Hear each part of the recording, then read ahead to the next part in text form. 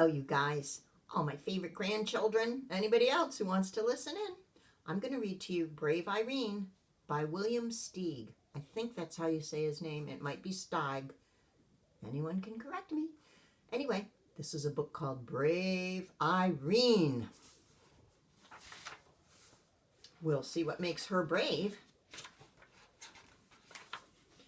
Mrs. Bobbin, the dressmaker, was tired and had a bad headache. But she still managed to sew the last stitches in the gown she was making.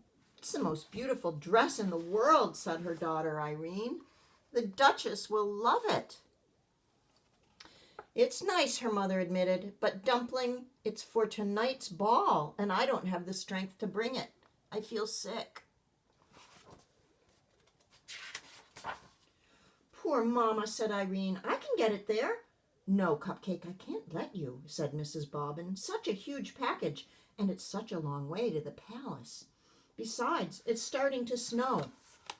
"But I love snow," Irene insisted. She coaxed her mother into bed, and then covered her with her 2 quilts and added a blanket for her feet. And then she fixed her some tea with lemon and honey and put more wood on the stove. Irene is taking good care of her mummy. With great care, Irene took the splendid gown down from the dummy and packed it in a big box with plenty of tissue paper. "Dress warmly, Pudding," her mother called in a weak voice, "and don't forget to button up. It's cold and windy outside." Irene put on her fleece-lined boots, her red hat and muffler, her heavy coat, and her mittens. She kissed her mother's hot forehead 6 times, and then once again made sure she was tucked in snugly and slipped out with the box, shutting the door firmly behind her.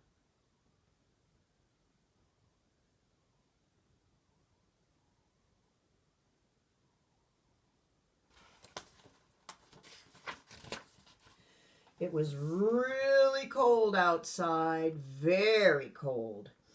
The wind whirled and the falling snowflakes about this way and that way and into Irene's squinting face. She set out on the uphill path to Farmer Bennett's sheep pasture. Have you ever been in snow like that? More coming. By the time she got there, the snow was up to her ankles, and the wind was even worse. It hurried her along, and it made her stumble. Irene resented this. The box was problem enough. "Easy does it," she cautioned the wind, leaning hard back against it.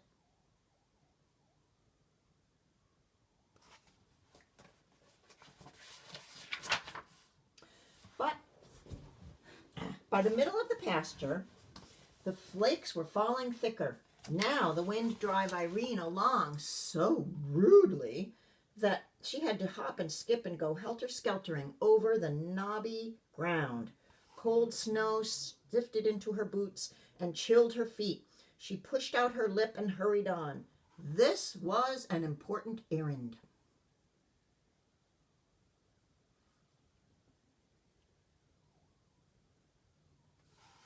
When she reached Apple Road, the wind decided to put on a show. It ripped branches from trees and flung them about, swept up and scattered the falling snow, got in front of Irene to keep her from moving ahead.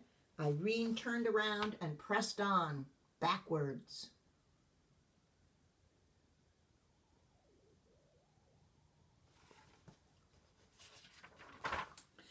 "Go home," the wind squalled. "Irene, go home." "I will do no such thing," she snapped. "Go home." "No such thing, you wicked wind." "Go home," the wind yodeled. "Go home, woo, woo, woo, woo," it shrieked, "or else." For a short second, Irene wondered if she shouldn't heed the wind's warning. But no, this gown had to get to the Duchess.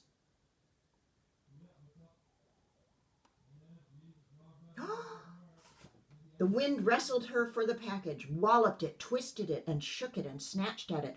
But Irene wouldn't yield. "It's my mother's work," she screamed. Then, oh, whoa! The box was wrenched from her mittened grasp and sent bumbling along in the snow. Irene went after it.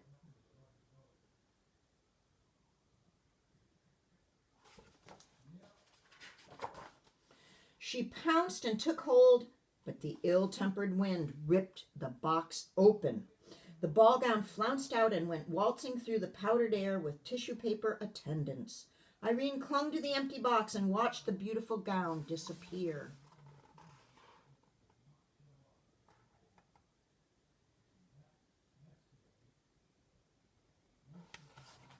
How could anything so terribly wrong be allowed to happen? Tears froze on her lashes. Her dear mother's hard work, all those days of measuring and cutting and pinning and stitching. And for this? And the poor Duchess. Irene decided she would have to trudge on with just the box and explain everything in person. Because there goes the gown.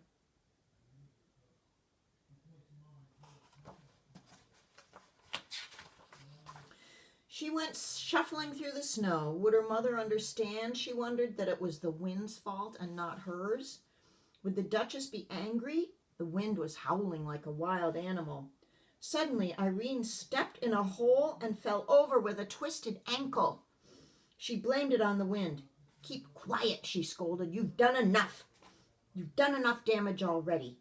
You've spoiled everything. Everything." The wind swallowed up her words.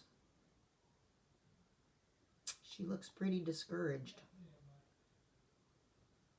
Oh, Irene. She sat in the snow in great pain, afraid she wouldn't be able to go on. But she managed to get her feet on her feet and started moving. It hurt. Excuse me. It hurt. Home, where she longed to be, where she and her mother could be warm together, was far behind. It's got to be closer to the palace, she thought. But where any place was in all this snow, she could not figure out.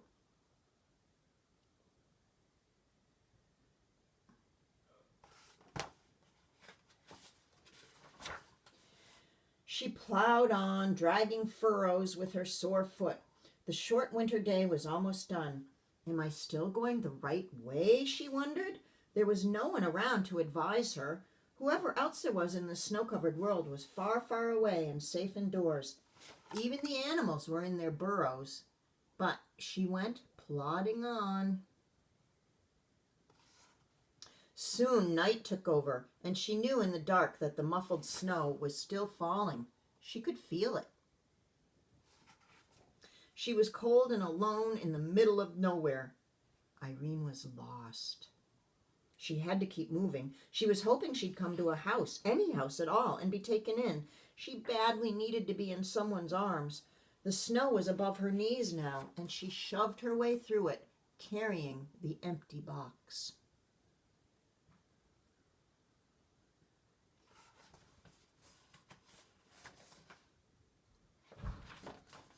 She was asking how long a small person could keep this struggle up when she realized it was getting lighter.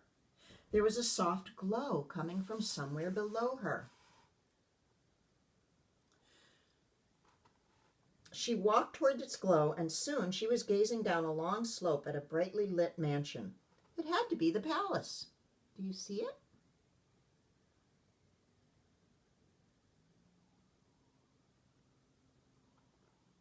Ah, look at that. Irene pushed forward with all her strength, and swoosh, thump, she plunged down and was buried. She had fallen off a little cliff. Only her hat and the box in her hand stuck out of the snow.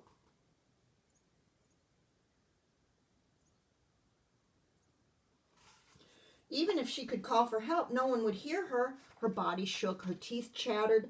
Why not freeze to death, she thought, and let all these troubles end? Why not? She was already buried.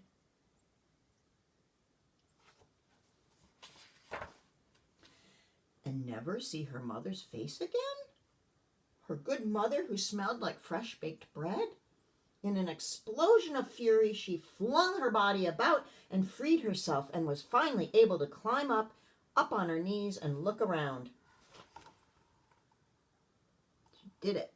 How to get now to that glittering palace? As soon as she raised the question, she had an answer. She laid the box down and climbed aboard, but it pressed into the snow and stuck. She tried again, and this time, instead of climbing on, she leaped. The box shot forward like a sled.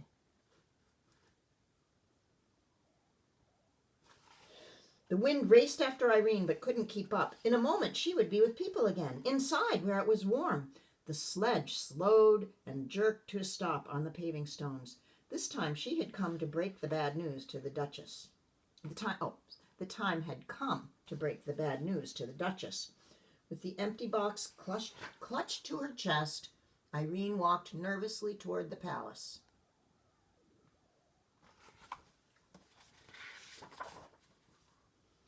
But then her feet stopped moving and her mouth fell open and she stared. Maybe this was impossible, yet there it was, a little way off and over to the right and hugging the trunk of a tree. The gown.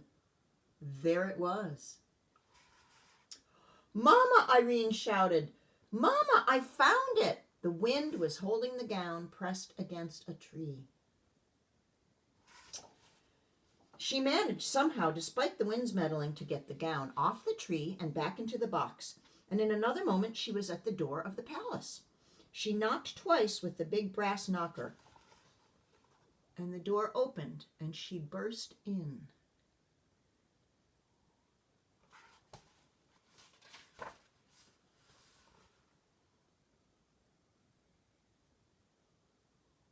She was welcomed by cheering servants and a delirious Duchess.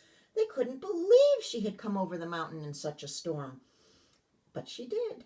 She had to tell the whole story, every detail. Then she asked to be taken right back to her sick mother. But it was out of the question, they said. The road that ran around the mountain wouldn't be cleared until morning.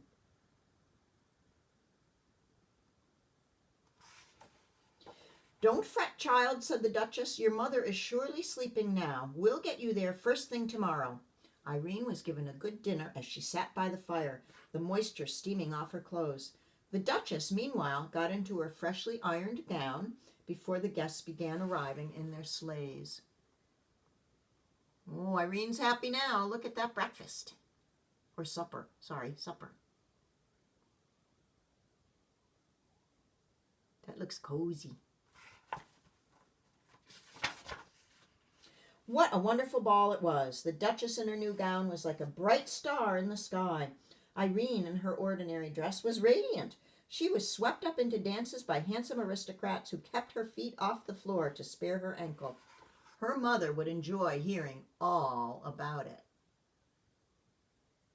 Duchess's beautiful gown, and Irene in her dress, warm and fed. Everybody's dancing. Early the next morning, when the snow had ceased falling, Mrs. Bobbin woke from a good night's sleep, much improved. She hurried about and got a fire going in the cold stove, and then she went out to look for Irene. But Irene's bed was empty. Do you remember where Irene is? We know. She's still at the palace. But Irene's bed was empty. She ran to the window and gazed at the white landscape. No one out there. Snow powder fell from the branch of a tree. "Where's my child?" Mrs. Bobbin cried. She whipped on her coat to go out and find her. When she pulled the door open, a wall of drift faced her.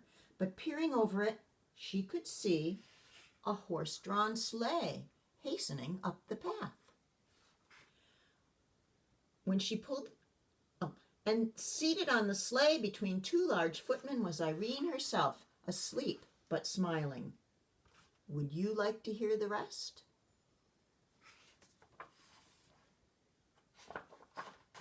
Well, there was a bearded doctor in the back of the sleigh, and the Duchess had sent Irene's mother a ginger cake with white icing, some oranges and a pineapple, and spice candy of many flavors, along with a note saying how much she cherished her gown and what a brave and loving person Irene was, which of course Mrs. Bobbin knew better than the Duchess. Here's the doctor, and can you see the pineapple and the oranges? Irene was brave and she made it home because she had some help. That's the end of Brave Irene. Bye.